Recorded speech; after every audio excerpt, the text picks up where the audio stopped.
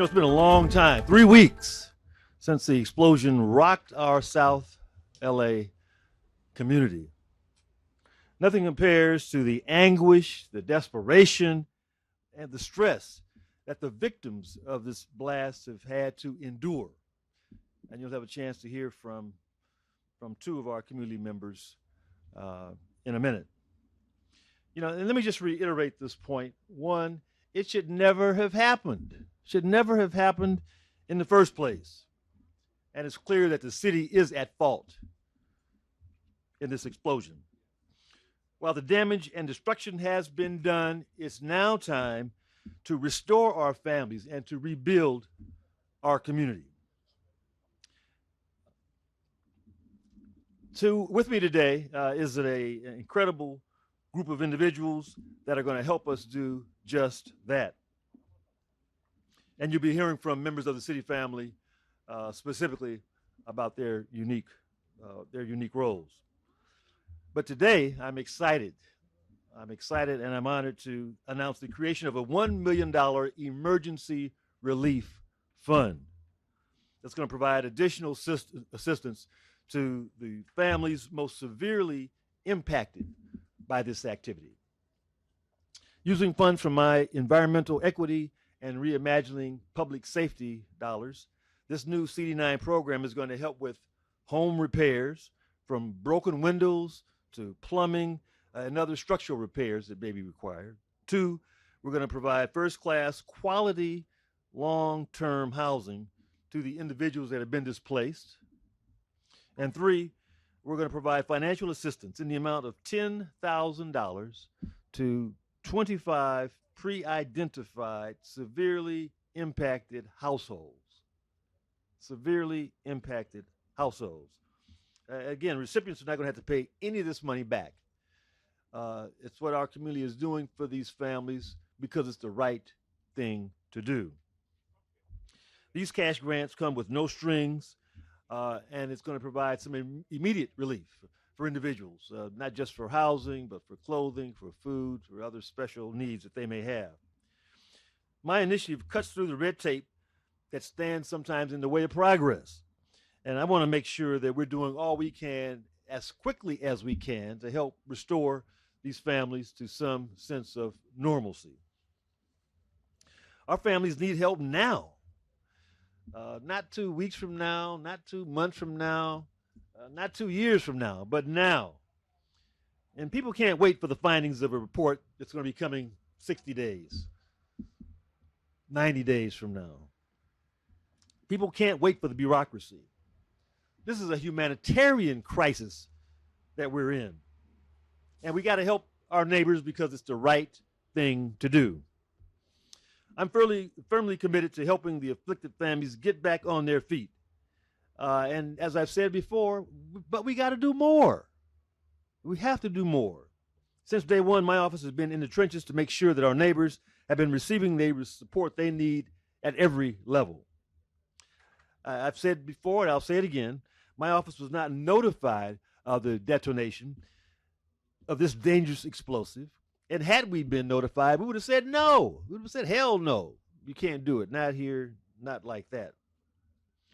But at this point, our focus remains steadfast on sustaining the residents and making sure that they know that we are there for them as our neighbors. And we want to help them in their time of great need. Since early on, my office was able to provide emergency housing by way of hotel rooms. This included the delivery of 3 meals a day by my staff for these neighbors. My office has also been hard at work coordinating the distribution of food, cash, the distribution of cash, gift cards, clothing, and appliances. Behind the scenes, we've been calling upon an army of volunteers, including the Carpenters Union, who've agreed to donate their labor and expertise in the reconstruction that's going to be required. We've also enlisted the help from a local nonprofit, the Coalition for Responsible Community Development, CRCD, our partner in many community ventures, and you'll be hearing from their leader, Mark Wilson, shortly to hear of the exciting programs that they're going to be administering. We also are going to be hearing from members of our city family who have been tremendous really in working around the clock with the utmost professionalism, cooperation, care, and concern. This coordination, I'm proud to say, includes the efforts of Carol Parks, who is the Assistant General Manager of the Emergency Management Department, whom you're going to be hearing from. Carol quickly jumped into action by helping to activate a unified city response, creating the local assistance center right around the corner at Trinity Park, and that activity has now been transitioned right here to the Y, providing a one-stop source of information for neighbors about assistance that's available and help that they can call upon. Special shout out to Ann Sowell and Abigail Marquez, who have been able to secure high quality, long-term, temporary housing. You'll be hearing from Abigail, but I just want to thank this new department, along with Building and Safety and other members of the city family who have stepped up to the plate. Again, all these individuals have come together to collaborate with my office to ensure that our neighbors are well taken care of and that they know that they've got assistance during this time of adjustment and uncertainty. Now it's my pleasure to introduce our team so that they can elaborate on their roles and especially talk about the $1 million relief fund that we're establishing right here in CD9 to assist those neighbors most dramatically impacted by the explosion. Let me first invite Carol Parks, the Assistant General Manager of the Emergency Management Department, to come forward. She is no stranger to the community, a seasoned professional with commitment to our neighbors. Thank you, Councilman Price. Again, Carol Parks with the City of Los Angeles Emergency Management Department. When this incident happened, we not only saw it on the news, but we realized that our community needed immediate assistance. So to that point, we collaborated with other city, county, and state entities to ensure that we brought together immediate resources and services for all of those displaced by this incident.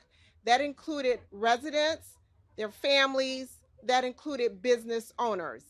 When we think about incidents when they happen, there's the immediate response and then there's the need for recovery. We developed short-term recovery strategies by opening the Local Assistance Center. That center was open from July 4th to July 16th, and it served about 300 individuals. There were 30 agencies from the city, the county, non-government organizations there to assist.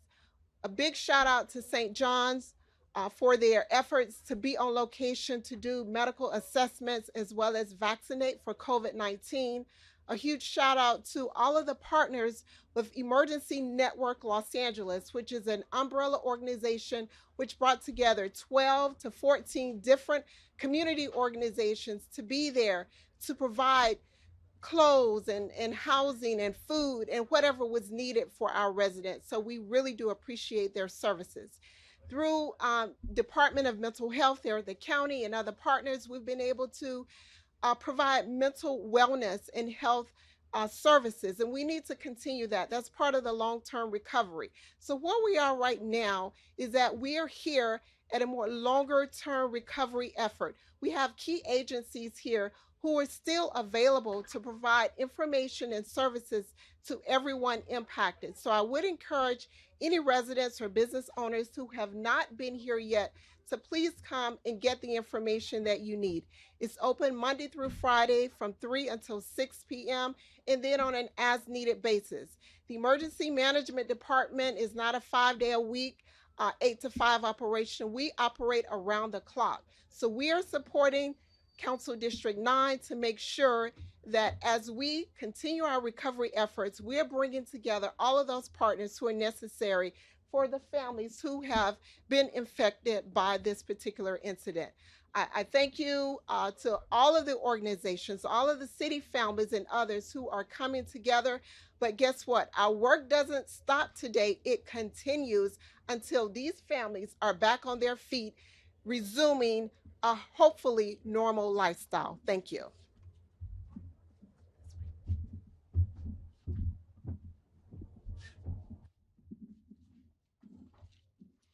Thank you, Carol. And she really underscored the point. This is a collaborative effort. The city family has locked arms around the community, and we want to make sure that you get the resources you deserve and that you need during this critical time. An important partner in our process has been Abigail Marquez. Abigail is no stranger to community service, no stranger to our community, and a veteran of city service and we appreciate it in a number of iterations. She was recently named the general manager of the new Community Investment for Families Department. And so it's an honor to invite Abigail to join us and to share what steps we've been taking to deal with the needs and the concerns that our neighbors have had.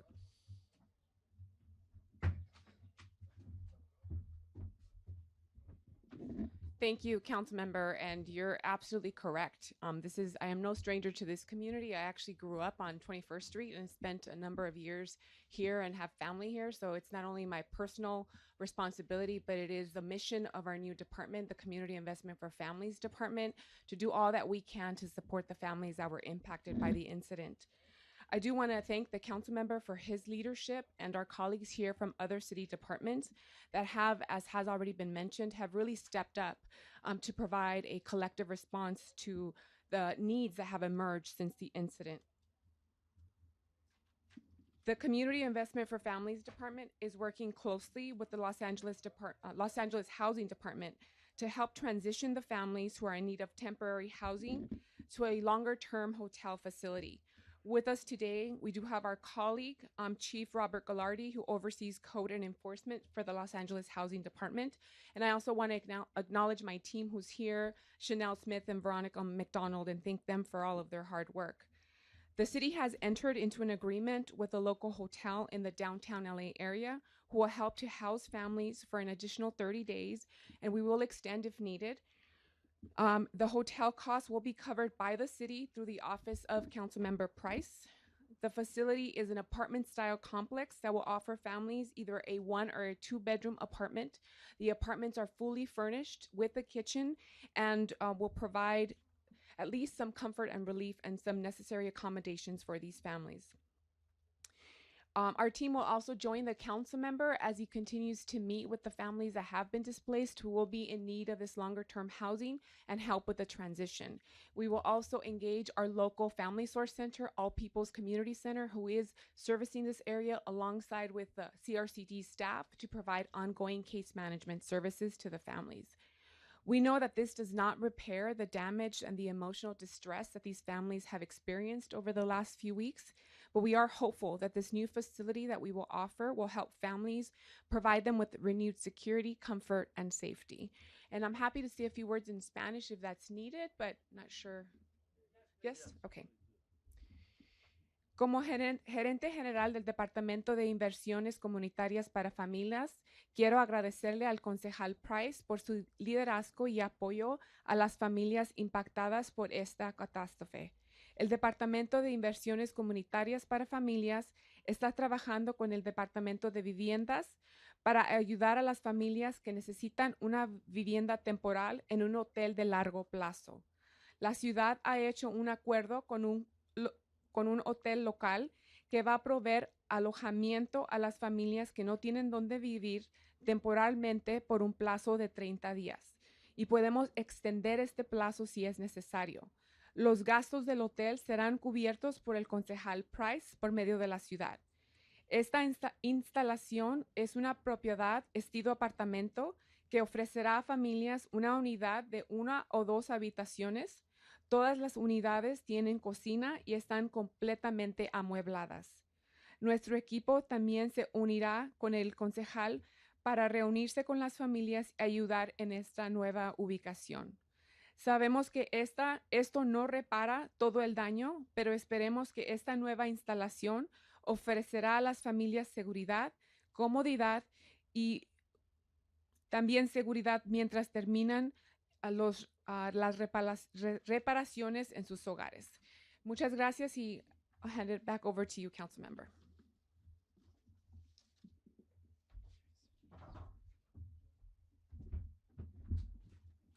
Thank you, Abigail, again for your commitment and for your service, especially during these trying times. Again, we're talking about families that have been displaced.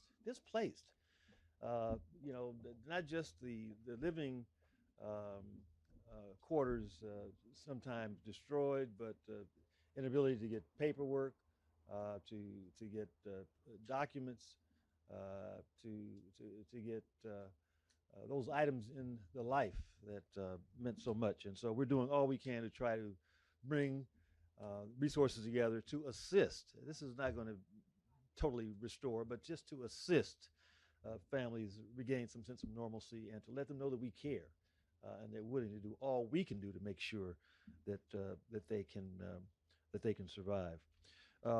Next up, a real community partner, an organization that has been firmly established, not just in CD9, but through South LA. But we're proud that it's based here in CD9, an organization that provides not only economic development, that provides training, jobs, provides housing, and provides a framework for community engagement and involvement that impacts those who are at need, those who live in the community, and those that are trying to make a change. And so we're excited to bring up Mark Wilson, the founder and president of the Coalition for Responsible Community Development, and also our host here today. CRCD runs the 28th Street Y for the Workforce Center, the Job Source Center. They do it all. So we're proud to have them here as our partner in this effort. Mark.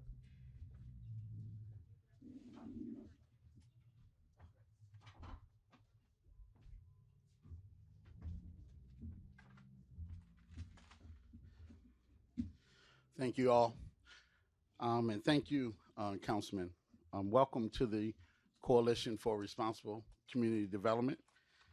I have been proud to be a partner with the councilman for a number of years, but today makes me even prouder. The councilman, I thank you for your steadfast leadership in moving to address the needs of the district and the people of the district and of the community. This unfortunate adversity that the community has experienced, the councilman wasted no time to call me and say, we need to help the people at no expense. And trust me, you don't get that often at that level that someone's calling you saying to do a task at no expense, but it shows you the leadership of our councilman, and I thank you for that, Councilman. I also want to thank a group of folks over here that may not be in the camera, the CRCD Enterprises team, because they were the team that was on call, on duty, that was out cleaning and making sure that the community was beautified and taken care of, and I want to thank them. They provide a lot of services in this community, and they too, again, responded to the needs and the call out by the councilman to make sure that the community was taken care of. Also, there were some young people out there that are part of our South LA Youth Bill and AmeriCorps team. They were out there in the evening, cutting boards, boarding up windows, assisting the CRCD Enterprise team and making sure that the community was taken care of. So I want to make sure that we show some love to the South LA Youth Bill team, because these are young people that are from this neighborhood. They are from this community, and these are the young people that the councilman has supported in ensuring that they have job training and skills development, and that was put to work to address a crisis in our community.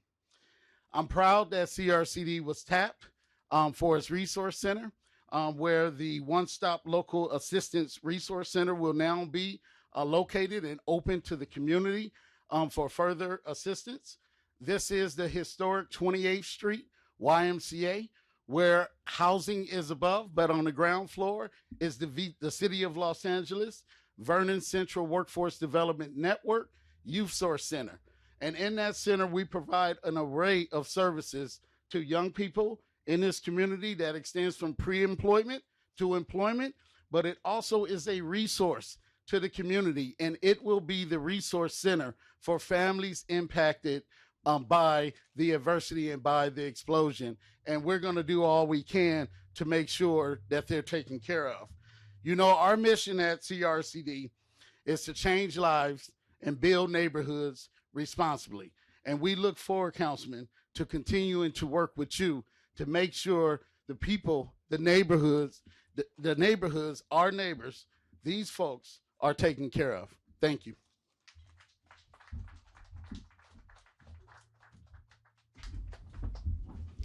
Thank you, Mark, and we appreciate the CRCD team and the commitment to community development and community economic development, which certainly includes involving citizens, involving neighbors in the process of providing services and of making certain that we are reflected in what's going on.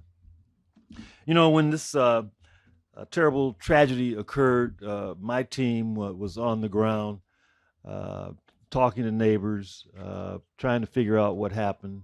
The day after, we were again in touch with neighbors, finding out what their needs were, finding out how we could assist, making sure we were tracking each individual family, each individual household, trying to just make sure we were on the ground meeting their needs. And I also, over the past several weeks, have had a chance to meet with neighbors, and their stories are sad. You know, stories of desperation, stories of uncertainty. People saying they still hear the noise, they hear loud explosions. The kids are disoriented sometimes. And not the least of which, people had to be relocated. As I said, we relocated 25 families had to be removed from their housing. And so we're doing all we can to create an environment where folks know we care about them and that we are doing what we can to assist them. And so it's my honor, really, just to introduce you to two families that have been suffering over the past several weeks, no fault of their own, but again, just underscores our need to step up to the plate and do it in a way that that can really be meaningful. I'm going to ask Mr. James Lewis to come up for a minute. The Lewis family includes 5 kids, a 15-year-old, an 8-year-old, a 5-year-old, a 2-year-old, and a 9-month baby who I guess is still with mom. But James, would you just come share a few words with us about your feelings and how this incident has impacted your kids and your family? Hello, I'm James Lewis. I stay on 725 East 27th Street, apartment D. It was a regular day that day. I'm out washing my laundry, and I noticed that all the cops are everywhere. So I started to ask, like, what's going on? They say they got like a little guy had fireworks across the street from our house. So I guess they were taking them out, and they told us to evacuate our house for an hour. So after an hour passed, I came back and I parked west of San Pedro Street on 27th, and one of the cops were like, they're gonna have a little puff, they're gonna sweep it up, and you guys gonna go back in your house. So I took him as his word, and I go back into the store, the Mexicali store, and I come out, I'm buying my kids something to drink, and next thing I know, I hear the biggest explosion and the biggest thump on my body I've ever felt in my life. And like, I played football and college football, and this is something that terrified me. And like, my daughter was talking to me for about 5 minutes. I couldn't hear her, cause like, I just couldn't hear her. My eardrums was done. Like, and I'm thinking like, that's not what he said. So like, it just don't add up. That's supposed to happen. That's what they will do, blow up everything, and everybody just be like, okay. Like, that was a big mistake on somebody's part. Like, not here to throw nobody under the bus, but those people got to go home to their homes, and they're okay, because I know they don't live in that neighborhood. So they got to go home. We got to go to a place that got roaches. Like, I went from not having that to this. Like, and I just moved there. I got boxes that I still haven't unpacked. My kids just got their rooms. Like, I have a 15-year-old daughter that came back from a movie, and she's like, what do you mean I can't go home? I have my room there. I'm fixing up my room. No, you can't have that no more, honey. Let's go. We got to go to this place that got roaches and hookers standing outside. That's what we got from an explosion. But I do thank Councilman and his people from coming and helping out because they only could do so much. Like, they can't just put us in some nice house right away. That's understandable. Like, we understand what's going on, but just because somebody's stupidity and not weighing the dynamite, not understanding what they're doing, took away my livelihood for my kids. I have fluid missing off my disc in my back, so I can't work construction. My kids don't eat if I don't work. Like, my left eye twitches because I'm nervous all the time because I don't know. I don't know what's gonna happen. It's up to these people. It used to be up to me to feed my kids. Now it's up to somebody else, and I can't take that. Like, it's a breakdown on me emotionally. I don't like them to see me like that, but it's tough. And I have to wake up every day at the America's Best Hotel, which they need to change the name of that hotel immediately. And I walk down these steps, no windows, no nothing, and do what? People serve us food. I appreciate it. We eat it. Thank you. But that's not how I eat. I cook for my family. Like, these are things that have been taken away from my day-to-day life. And I don't get it no more. It's stressful. Like, real stress. It's like I'm a man and I can't be that for my family right now. It's taking me off my feet. And like, I'm not here to throw nobody under the bus. I don't want to press blame on nobody, but this is ridiculous to have to deal with this. And I appreciate everything they're gonna do. And I hope that it's enough to really get my family back on our feet. But thank you guys for this opportunity to really just speak and just say something besides talking to myself, because I can't vent to them, you know what I mean? So just thank you guys, and I appreciate the councilman because he did come out and took care of us right away. Like, that's true. All his helpers, they all came out, took care of us right away. So it ain't like the city's not taking care of us. They are, but it shouldn't happen. This funding should be going towards something else, not us. Thank you. Thank you, Mr. Lewis, for your comments, and they were right on point. You know, your life has just been totally disrupted, and I've heard this over and over again. Not just the fear that the kids have now, but the uncertainty. And so it's our job to try to bring some certainty back into the picture. We talked about some improved accommodations, and we can go into some more detail about that. You're right. We moved initially just to get folks off the street and make sure they were safe. But you know, now we're able to take a step back and make sure that we have the kind of accommodations that we would want for our families, to make sure that these families are taken care of. Let me introduce another family that I met and spent a little time with, the Avila family, a beautiful family, as you'll see, 3 boys, 3 rambunctious boys that are full of spirit, full of life. And a mom who's pregnant, and who works to hold her family together. And so let me invite the father of the house, Miguel, to just come up and say a few words.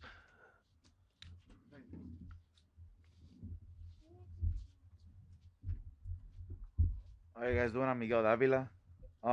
Like my true neighbor here said, you know, it was an unfortunate event that happened. My wife initially answered the door for the officer that initially told her to come back in an hour, everything will be fine. I was in the shower getting ready for work. So I just told my wife, all right, let's go to the market, buy dinner real quick, and we'll make it. I was about to leave for work until the explosion happened. Scared my family. All I heard was my kids crying and my wife crying, and it pissed me off. But I had to get my act together and told him, let's go outside, let's get ready, see what's going to happen. And, you know, Councilman Price and his people did come out. You know, the first day, we didn't know what was happening. The first night, we actually stepped in our car across the street from the 28th School Elementary School. We didn't know where to go until the next day. We appreciate everything they're doing for us. You know, I had to go to the hospital, nothing serious, but I had a head injury that they couldn't rule out a concussion for. But I still kept my head on the game. You know, I went to work with 3 weeks worth of headaches. You know, I even lost my job due to this because my employers thought I was high just because my eye is messed up right now. You know, and that's not fair to us. You know, like he said it. What kind of man is somebody that can't provide for his family? And that's exactly who I am. If I can't provide for my family, then what kind of man am I? You know, my kids, we have to lie to our kids every single day. Hey, this is fine. You know, we're all gonna get good. It's better. But you know, they're kids. They're already old enough to know that this is not a normal situation. 2 years ago, we just came out of being homeless. So this is a big trigger for us. This is something that we really don't appreciate. but at the same time, we understand, the city has so much funding that, nonprofits can only do so much, and we appreciate everything everybody's doing. But right now, we just want our life back. Our life is on hold. We don't know what to do. And every day I talk to Councilman Price, and he ensures me and my family as soon as with his team as well. I think Denise, everybody, they talk to us to make sure that we're calm, collected, that they know they haven't abandoned us or nothing like that, and we appreciate that to the fullest. But right now, all I could think about is when can I get my life back. I can't get my life back until I have my family back in the house where I need them to be, and not in a hotel. Because that's something I'm not providing. That's something somebody else is providing for me, and that also hurts me inside. En español. Voy a tratar. Pues, el día que pasó todo esto, yo iba a ir a trabajo. Y la policía dijo a mi esposa, hey, necesitas una hora para salirte.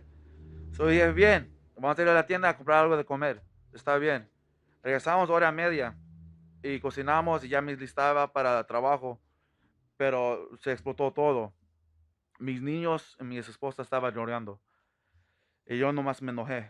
Pero me calmé y dije, hey, vamos afuera a calmar. So salimos, la primer día no sabemos qué vamos a hacer. So dormimos al frente de la escuela de 28, la elementary. Ahí dormimos toda la noche. En la mañana ya encontramos que la counselor ya tiene planes para nosotros, que necesitamos ir a Trinity Park y todo. Y ganamos más información. Pero ahorita la más dura cosa es que yo soy uno de los hombres que si yo no puedo hacer para mi familia, que pues, ¿para qué estoy yo? ¿Qué voy a hacer yo? No necesito estar aquí. Ellos no me necesitan a mí si yo no estoy haciendo nada para ellos. So ahorita mi vida está en pause. Perdí mi trabajo por eso, porque mi trabajo pensó que yo estaba fumando marihuana y todo eso. Y no estaba cierto. Nomás me quebré mi ojo tantito. Ahorita nomás sé que ahorita mi vida está parada. Yo sé que todos los días se vuelven a hacer, pero para mí es la misma día. Mis niños no quieren regresar a la casa. Mi esposa no siente bien allí. Yo me metí y yo no me siento bien allí. Con la ayuda, sí, con la ayuda sí estoy contento. El cáncer del día de segunda me está llamando, ayudantes de él me están llamando a decir todo está bien, no necesita porque parte usted. Me calmaron y dijeron que todo va a estar bien y yo tengo el soporte de ellos. Eso que me cae bien. Oh.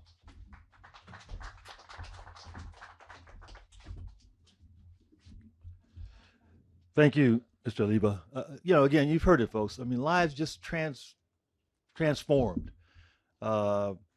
Uncertainty, people uncertain, people afraid.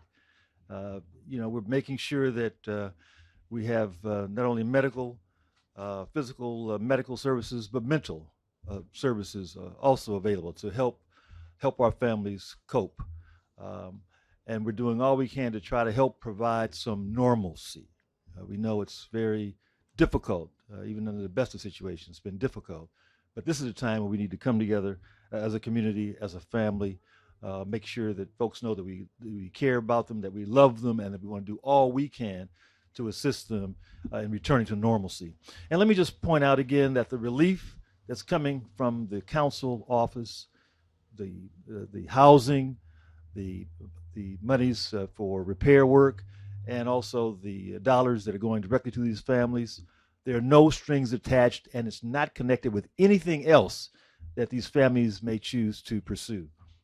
They're free to pursue their legal claims and other claims as well. This is not to be repaid. It's a token of our efforts to help folks get their lives back together. So again, I want to thank the families for joining us today, and we're just sorry that you've had to endure this pain and this trauma, but we will work with you to make sure that that you are satisfied. So as the family leaves, let me just invite the city family to come up. We're happy to take any questions you may have about the program or about our announcement today. Let's give our families just a minute to leave the stage.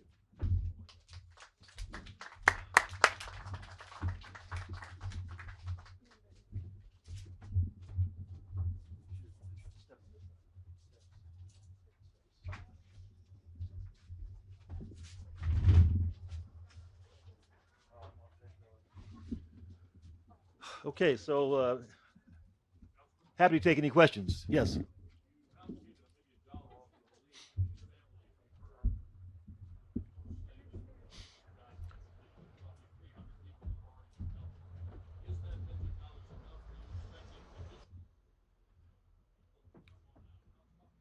Well, let me tell you, our philosophy, our approach here in CD9 is we want to do whatever it takes to assist our residents, and so we certainly are providing direct assistance to these some 25 families who were directly impacted, who have been displaced, who have no place to live, who can't get access to their clothing or to their papers, and so I'm committed to do whatever it takes. This $1 million, as I said, is certainly is allocated for housing, for repairs, and for some cash distributions to families. And if it requires more, then we will do more.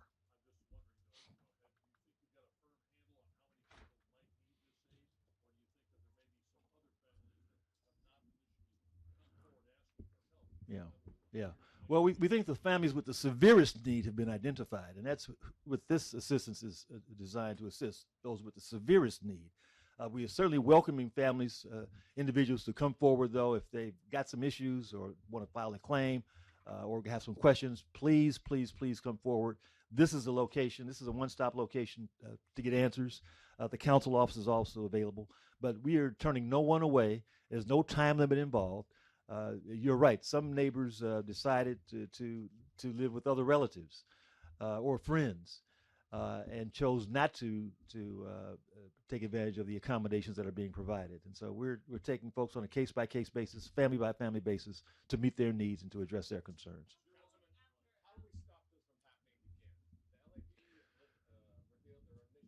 Yeah, yeah, right, correct.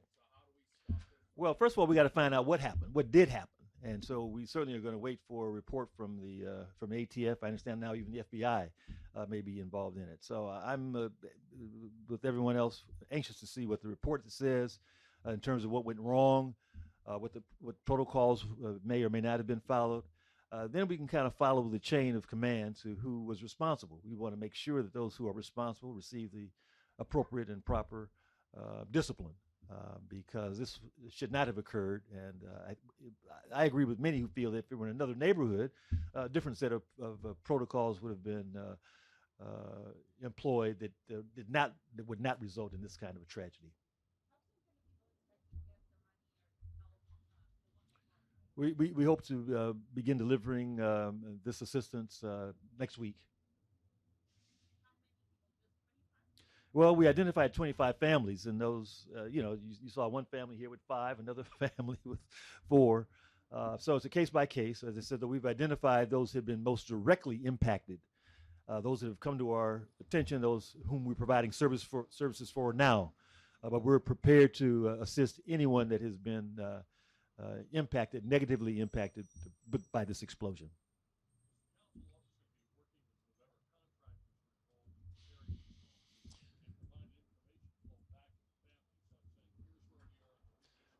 Absolutely, and I'll let Mark come forward because his organization is going to be coordinating some of that activity, and it's going to be involving people from the community doing the work. So, Mark, you want to just comment briefly on? Yes, thank you. Our organization through CRCD Enterprises will be working to repair many of the homes that were directly impacted. Right now, we've been boarding up the homes. We're actually about to be replacing the windows. We're replacing water heaters, and we're making sure we loop back in with the councilman so the families are aware of where we're at in that process.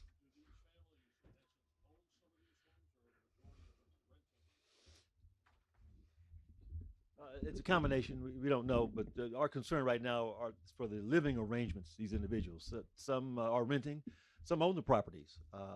Either way, the repairs need to be made. And let me make it clear: we want to keep our neighbors in the community.